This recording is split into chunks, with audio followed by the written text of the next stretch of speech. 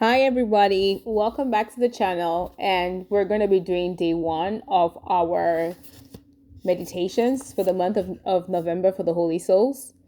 First day, origin of the devotion to the month of the faithful departed. First point, the motives for sanctifying the month. Second point, the means for sanctifying it well. First point, if we wish to trace the origin of the devotion of the month of the faithful departed, we shall find that it dates from the time of the Old Testament and of the people of Israel. They alone were guided by the Spirit of God, and not only did they not cease to proclaim in the inspired books that, in brackets, in quotation, it was a holy and wholesome thought to pray for the dead. 2 Maccabees 12:46.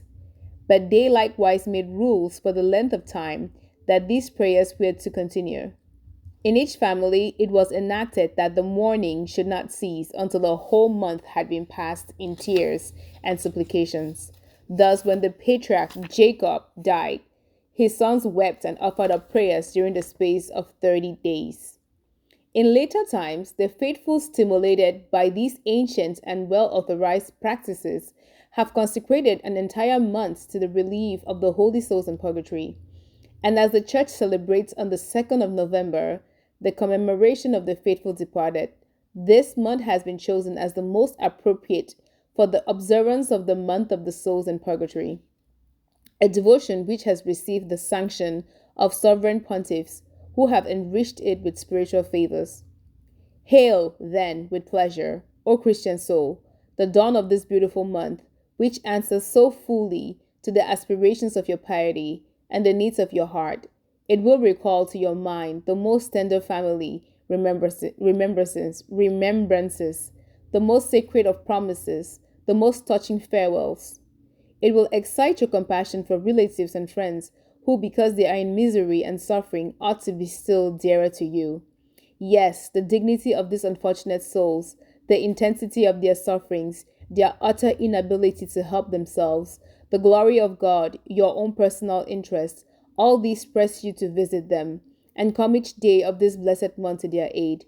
Oh, it is not indeed the month of tears and lamentations, the month of charity and gratitude, the month of the living and of the dead, the month which may be truly named the month of redemption. A saint in a moment of enthusiasm exclaimed when commencing the devotions of the month of November, "Let us empty purgatory." Less ambitious but not zealous, say, O Christian soul, to yourself, I am determined to relieve many souls in purgatory. During this month, consecrated to them, I will do it. I ought to do it, and I can do it.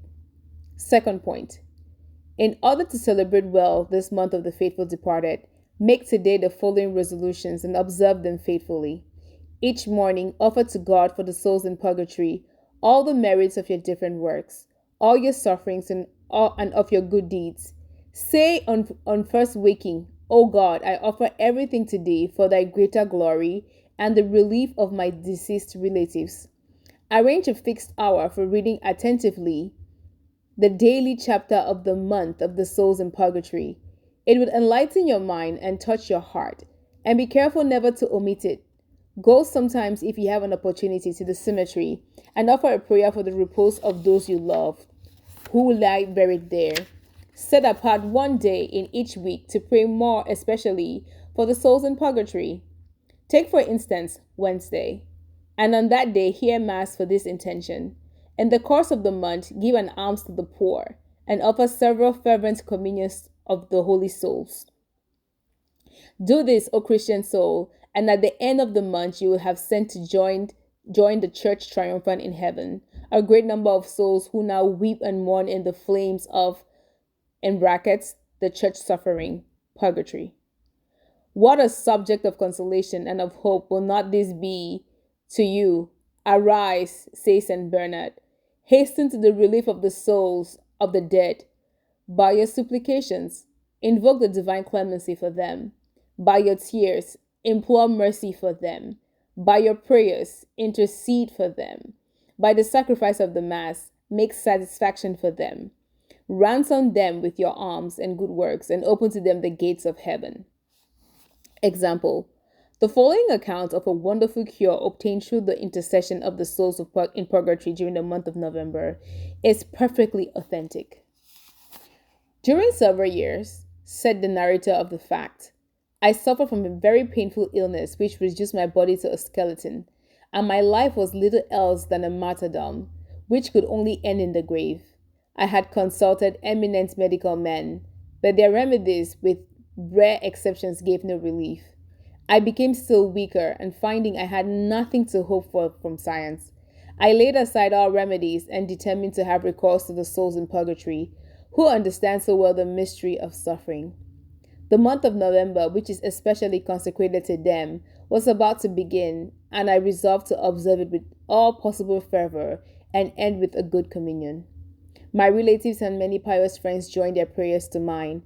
Every day, towards evening, we met at the foot of a statue of St. Joseph, and we asked with great confidence for two things: the deliverance of the poor souls in purgatory and my cure. Towards the end of the first week, I felt myself really better. And on the last day of this blessed month, I was able to go to church and, full of gratitude, receive Holy Communion. My cure was complete. No trace was left of the painful illness from which I had suffered so long and which the physicians had pronounced as incurable. Unbounded thanks be rendered to the holy souls of purgatory, whose protection in my regard was so manifest and so visible. What favors may we not also obtain for our dear departed and ourselves?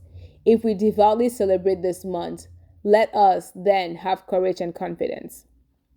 Prayer.